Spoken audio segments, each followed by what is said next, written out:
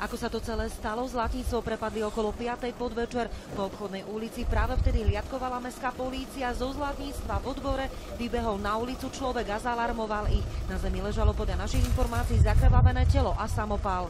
Podľa našich informácií sa v zlatníctve zranili 3 ľudia, jedného z nich dokonca aj postrelili. Toto sa ale rýchlo mení. V sanitke prišiel o život 66-ročný Arménec, majiteľ zlatníctva. Guľka zo samopalu ho zasiahla tak nešťastne, že údajne nemal šancu prežiť. Podľa našich informácií mal vnútorné zranenia a vykrvácal. Záchranári oživovali na mieste 66-ročného muža vyše hodiny, no bohužiaľ neúspešne ten podľahol svojim strelným poraneniam v oblasti horných a dolných končatín. S 2 ranami zo samopalu nakoniec v nemocnici skončila aj jeho manželka. Rodina je zdrvená, známi sú v šoku. Poznala som tých 2 manželov. Neviem, či neboli Arméni. Nie, ja som si tam dávala do opravy niečo. Veľmi milí ľudia, ale to zlatníctvo je tak strašne vzdialené v dvore, že ono je to také dosť rizikové miesto. Podozrivého muža má už v rukách polícia, no a vyšetrovateľ dnes popoludní začal trestné stíhanie vo veci obzvlášť závažného zločinu lúpeže.